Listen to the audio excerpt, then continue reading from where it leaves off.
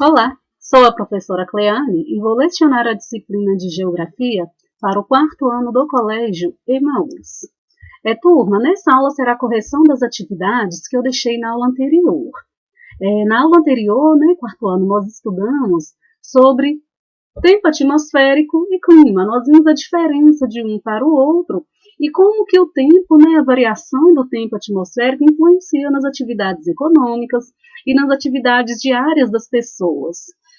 Nós vimos um pouquinho também que o clima, ele influencia no modelado do relevo, ele influencia no desenvolvimento da vegetação, e ele influencia também na maneira como as pessoas se comportam, no tipo de moradia das pessoas também. Na próxima aula, quarto ano, nós vamos estudar a formação vegetacional do Brasil e os tipos climáticos. Nós vamos entender como que o clima ele influencia no desenvolvimento da vegetação. Nós vamos ver que em áreas onde chove pouco, desenvolve uma vegetação adaptada a um clima mais seco. E em local onde chove muito, nós vamos ver que desenvolve uma vegetação mais exuberante. Vamos fazer a correção, então, das páginas 129 a 131, 132, 135 e 136. Página 129 a 131. Leia as manchetes de jornal a seguir. São essas as manchetes, elas estão retratando sobre a variação do tempo atmosférico. Governo culpa mau tempo pelo apagão. Apagão é falta de energia, tá bem, pessoal? Da Folha de São Paulo, 12 de novembro de 2009. Mortos pela chuva em Angra dos Reis já chegam a 44. Agência Reuters, 3 de janeiro de 2010. Ventania chega a 100 km por hora. Diário Gaúcho, 13 de julho de 2010. Pela fonte da manchete, aqui no Diário Gaúcho, nós sabemos que isso aconteceu na região sul do Brasil, Rio vive a pior enchente de sua história. O Globo, 6 de abril de 2010. Conta de luz fica mais cara por causa da seca prolongada. Então, nós estamos vendo um contraste, Um contraste com muita chuva e um contraste com a falta de chuva. No número 2 está falando o seguinte: qual é o principal fator que causa os problemas relatados nas manchetes? O principal fator, gente, é a variação dos tempos atmosféricos, como nós vimos. Nós vimos problemas relatados de alagamento, de enchente, de deslizamento, de apagão. Nós vimos também na manchete falando sobre a seca, interferindo nas atividades humanas. Número 3. Você já vivenciou em sua cidade problemas semelhantes aos relatados nas manchetes? Se já, conte como foi. Bom, cada um, é a vivência de cada um, tá bem? Acredito que todos que moram nas cidades, de Belo Horizonte, Contagem ou Ibirité, mesmo que indiretamente pode ter presenciado esse tipo de ocorrência, alagamentos, enchentes, deslizamentos, Pode ter não vivenciado diretamente, mas pode ter presenciado algum amigo, algum conhecido, Pode ter passado por essa situação. Geralmente, esse tipo de problema, ele é muito comum, gente, nas grandes cidades, por conta da impermeabilização do solo. O que quer dizer essa impermeabilização do solo? É o solo asfaltado, O solo asfaltado, pessoal, impede que a água infiltre pelo solo. O que acontece, então? Vai ter um grande volume de água superficial em cima do solo, e esse grande volume, quando chove muito, ocasiona enchentes, ocasiona alagamentos também. Não sei se vocês se lembram, mas em janeiro desse ano, de 2020, Belo Horizonte, Ibirité, Contagem, foram extremamente, invadidas por água, por conta da chuva, do grande volume de chuva. Então, essas cidades e outras também sofreram com inundações, com alagamentos, com destruição de vias, por conta do grande volume de água. Eu trouxe aqui um exemplo de uma manchete: chuva forte e ventania derrubam paredes de uma casa na região leste de Belo Horizonte. Além do alagamento, além das enchentes, outros problemas são intensificados, né, pela atividade humana. Por exemplo, deslizamento, erosão. Número 4. Para você, qual é a principal ideia que as manchetes mostram? Também é na opinião de vocês, sabem o que vocês pensam, qual é a interpretação que vocês fazem sobre o que essa manchete está trazendo. Então, as variações no tempo atmosférico interferem nas atividades econômicas e cotidianas das pessoas, além de poder causar sérios problemas para a sociedade. Muitas pessoas, inclusive, pessoal, em período de muita chuva, de alagamentos, em locais onde sofre inundação, acabam perdendo, inclusive, suas casas, bens materiais, né? Por conta desses alagamentos.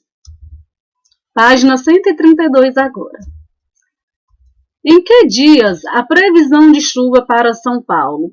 As respostas para a página 132, vocês vão precisar consultar essa previsão aqui, que está no livro de vocês. Essa previsão é referente a São Paulo, né? É a previsão de sexta-feira, 15/10 a 22/10. Quero chamar a atenção para vocês para a legenda, o que indica as imagens, tá bem? Chuva fraca, chuva com pancadas de chuva, chuva forte e parcialmente coberta, ou seja, está um pouco nublado, né? Então, está falando o seguinte: em que dias a previsão de chuva para São Paulo? Observem, sexta-feira, 15/10, previsão de chuva. Previsão de chuva também, dia 17/10. Os outros dias, observem, tem chuva, previsão de chuva com pancadas, né? E parcialmente coberta. Agora, chuva com certeza, só 15/10 e 17/10. É 17/10, tá bem, gente? Não é 18 não, tá? Em que dia fará mais calor em São Paulo? Agora, para a gente saber isso, nós temos que olhar as temperaturas, as máximas, né?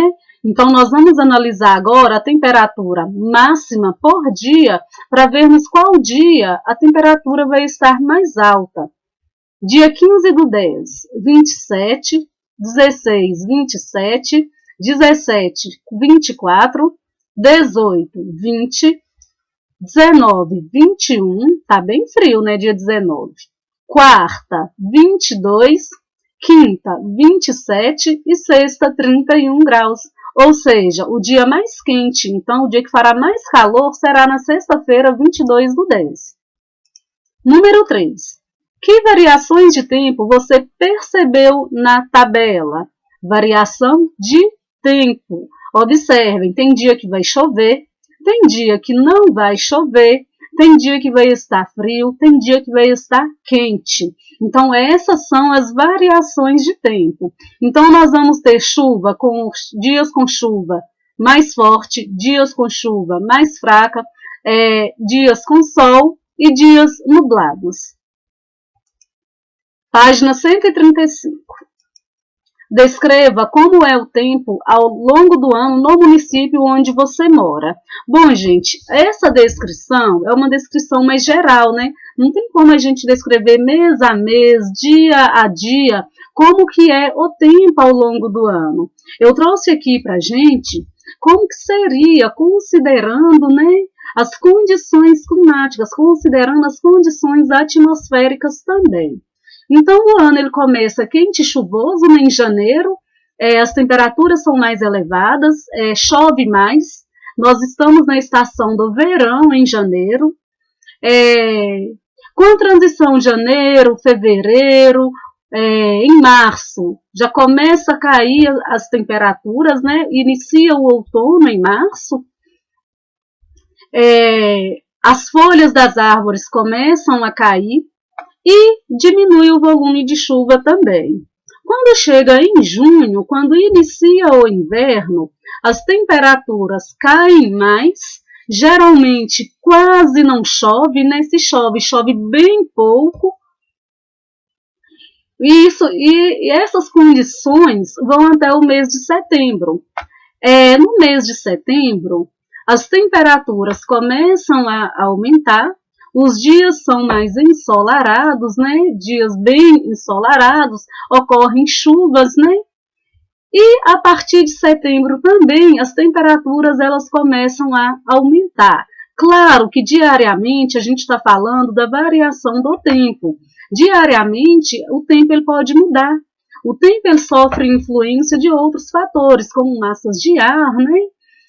Que influenciam o tempo do local por onde essas massas de ar passam. Então, por exemplo, se de manhã tá sol, está muito quente, pode ser que de tarde já esteja nublado, já chova. Então, essa variação de tempo que eu trouxe aqui para vocês é uma variação mais geral no decorrer do ano, de acordo com as estações do ano, que é verão. O verão aqui no Brasil ele inicia em dezembro e vai até março. Outono, que inicia em março e vai até junho. Inverno, que inicia em junho e vai até setembro, e a primavera, que inicia em setembro e vai até dezembro. Na primavera, inclusive, é a estação das flores, né? O período em que as árvores ficam bem floridas.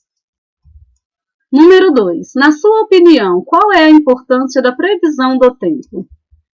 É importante a gente ter a consciência, a gente ter essa percepção que as atividades cotidianas e econômicas elas possuem relação com o tempo atmosférico. É a maneira como a gente se veste, a maneira como o período em que a gente sai, né? Por exemplo, quando está chovendo, como nós já vimos, né? A gente geralmente sai com sombrinha, com guarda-chuva, com capa de chuva. E também como nós nos alimentamos. Número 1, página 136. Explique a diferença entre tempo e clima. Tempo são as condições atmosféricas em determinado local ao longo do dia, ou seja, o tempo ele muda, é momentâneo, né? Ele pode mudar da manhã para a tarde, né? Da tarde para a noite. O clima é a sucessão habitual dos tempos atmosféricos ao longo de um período maior. O clima ele também pode sofrer mudanças, mas essa mudança ela é mais lenta, ela é mais demorada. A formação de um clima, a determinação de um clima, gente, demora anos, né? É a partir da análise da sucessão dos tempos atmosféricos que se define um tipo climático. Número 2. Dê um exemplo de como o clima interfere no seu cotidiano. Muitas de nossas ações, né, do nosso dia a dia são determinadas pelo clima do local onde moramos. Forma de vestir, como nós já vimos, forma de alimentar, dependendo se está muito quente, nós optamos por alimentos mais refrescantes. Se está muito frio, nós optamos por alimentos mais quentes, né? Número 3. No seu município, se pratica alguma atividade econômica que depende do clima? Qual? Bom, aqui no estado de Minas Gerais, nós não temos litoral, né? Nós não temos uma variação climática muito grande. Nós temos basicamente duas estações bem definidas, que é o inverno e o verão. Geralmente, a atividade econômica associada ao tipo climático que são as regiões litorâneas, né? Que no período do verão, temperaturas mais altas enchem de turistas. E nos locais, principalmente como no sul do Brasil, onde quando é inverno, pode ocorrer geadas. Então, basicamente, Ibirité, Belo Horizonte, Contagem, nós não temos, assim, né, alguma atividade significativa que é influenciada pelo clima, com exceção, é claro, do desenvolvimento agrícola, né, do período do plantio, período da colheita. Agora nós vamos corrigir as atividades complementares. Caracteriza as estações verão, inverno, outono e primavera. Basicamente, o verão é uma estação marcada por temperaturas elevadas, muito calor, muita chuva. O inverno, ele é marcado por temperaturas mais baixas e é uma estação seca, onde chove quase nada, né? O outono é a transição do verão para o inverno, a temperatura ela começa a diminuir. E a primavera é a transição do inverno para o verão. Geralmente é na primavera que as árvores ficam bem floridas, as temperaturas começam a aumentar também. Número 2. De que maneira as variações no tempo alteram as atividades no Pantanal e na agricultura? Bom, no Pantanal, gente, durante o verão, vamos lembrar que o verão é o período onde chove mais, né? É o período em que há um maior índice pluviométrico. O gado ele precisa ser levado para as regiões mais altas, porque as planícies ficam alagadas, ficam inundadas. Aí, quando é o inverno, o gado ele retorna para as áreas de planície. Para o plantio, dependendo do cultivo, né, da cultura, o plantio ele acontece antes do período chuvoso e a colheita também tem que acontecer antes do período chuvoso, para não perder o produto, né? Número 3. O que são as estações meteorológicas? Locais de coleta e interpretação de dados atmosféricos usados na previsão do tempo. Bom, turma, finalizamos a nossa correção. Como eu disse, na próxima aula nós vamos entender como que o clima influencia no desenvolvimento da vegetação. Nós vamos conhecer os tipos climáticos do Brasil e as principais formações vegetacionais do Brasil. Bons estudos para vocês, até a próxima aula e lembrem-se, juntos no caminho certo.